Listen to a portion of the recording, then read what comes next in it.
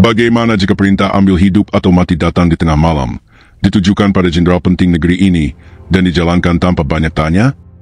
Dalam sejarah kelam Indonesia, ada satu pengakuan yang menunjukkan bagaimana nyawa seseorang bisa ditentukan hanya berdasarkan perasaan.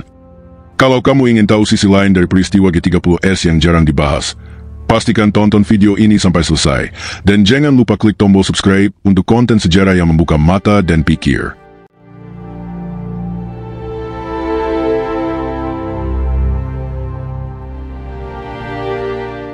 Kesaksian Giadi, seorang eksersan dari pasukan Cakrabirawa, membuka tabir betapa cair dan simpang siurnya komando dalam tragedi 1 Oktober 1965. Ia bukan tokoh besar, bukan perencana utama, tapi dari mulutnya terucap fakta mengerikan. Tembakan yang menewaskan Jenderal Ahmad Yani dilepaskannya sendiri, atas dasar perintah yang kabur dan dorongan emosi sesaat. Saat bersaksi di hadapan Mahmilub, Giadi mengaku menerima perintah dari Letnan Dul Arif dalam kerangka operasi yang disebut Konsinyir Berat. Ia dan pasukannya dibawa ke lubang buaya, lalu dibangunkan dini hari dengan narasi bahwa Dewan Jenderal akan melakukan kudeta. Maka, demi menjaga keselamatan Presiden, mereka diminta menjemput jenderal-jenderal, hidup atau mati. Yang disebut memberi aba-aba tembak adalah Sersan Raswad, dengan isyarat tangan terangkat. Giadi pun menarik pelatuknya dari jarak hanya 3-4 meter, karena melihat Yani, yang disebutnya memukul salah satu anggota pasukan, sebagai ancaman. Pengakuan ini bukan sekadar kesaksian. Ia adalah cermin betapa operasi militer saat itu dijalankan dengan informasi setengah matang, tanpa kepastian hukum, dan lebih bertumpu pada loyalitas buta ketimbang pertimbangan moral. Ketika seorang prajurit menembak jenderalnya sendiri atas nama perasaan bahwa dia melawan, kita perlu bertanya ulang, siapa yang mengendalikan perintah dan siapa yang bertanggung jawab atas kekacauan ini? Inilah ringkasan kronologis dari pengakuan Giadi. 1. Tugas yang diberikan. Pada 30 September 1965, Giadi mendapat perintah untuk Konsinyir Berat dari Letnan Dul Arif. Sekitar pukul 10.30 malam, ia bersama pasukan dibawa ke lubang buaya. Diperintahkan istirahat di sana oleh Sersan Raswad. 2. Informasi tentang Dewan Jenderal. Sekitar pukul 3.45, 1 Oktober 1965, Giadi dan pasukan dibangunkan. Diberi informasi bahwa Dewan Jenderal akan melakukan kudeta, sehingga sebagai pasukan pengaman Presiden, mereka harus bergerak. Perintah yang diterima, mengamankan para jenderal, terutama Jenderal Ahmad Yani, hidup atau mati.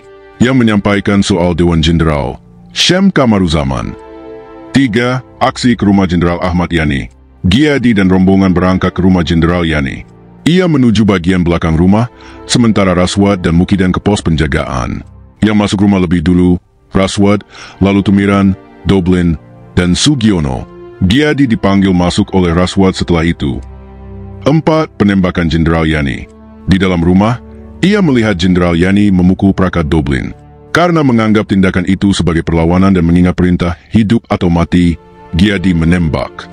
Jarak tembakan 3-4 meter, dilakukan dari arah depan. Tanda menembak diberikan oleh Raswad, kedua tangan diangkat ke atas. 5. Setelah penembakan, Giadi melapor keluar setelah menembak. Jasad Jenderal Yani dibawa ke bus oleh Sugiono, Doblin, dan Tumiran. Bus melaju kembali ke lubang buaya, lalu mereka diperintahkan istirahat. Berikut ini adalah kesaksian lengkap Sersan Giadi dalam persidangan Mahmilub dengan terdakwa Leko Untung Syamsuri. Giadi, umur 38 tahun, tempat lahir di Solo, pekerjaan terakhir eksersan infanteri dari ONKK Cakrabirawa, alamat terakhir Asrama Cakrabirawa di Tanah Abang 2 Jakarta, beragama Islam. Saksi menerangkan bahwa ia belum mengenal pada terdakwa ini, sebelum terdakwa ini melakukan perbuatan yang menjadi dasar penuntutan, bahwa ia tidak mempunyai hubungan kekeluargaan dengan terdakwa secara turunan atau perkawinan, dan bahwa ia tidak ada perhubungan majikan buruh terhadap terdakwa. Sesudah itu saksi bersumpah secara aturan agamanya akan memberi keterangan yang benar dan tidak lain daripada yang benar. Kemudian mahkamah, dengan dimulai terlebih dahulu oleh ketua, melakukan pertanyaan-pertanyaan yang disebut di bawah ini, yang dijawab oleh saksi sebagaimana disebut di belakang masing-masing pertanyaan. Hakim ketua kepada saksi. Tugas apa yang saudara peroleh di pasukan Pasupati dari saudara Letu Dul Arif dalam rangka G30S? Pada tanggal 30 September 1965, saya diperintahkan untuk Konsinyir Berat, dan pada jam 10.30 kami dengan pasukan dibawa ke lubang buaya. Di sana kami oleh Sers Raswad disuruh istirahat.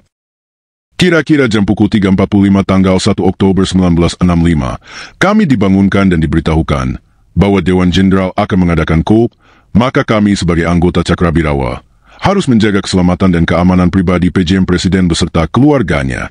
Sebab itu kami diperintahkan untuk mengambil Jenderal Yani mati atau hidup. Yang membicarakan mengenai Dewan Jenderal itu siapa? Yang memimpin waktu itu Saudara Syam. Ya, teruskan. Kemudian kami naik kendaraan terus berangkat.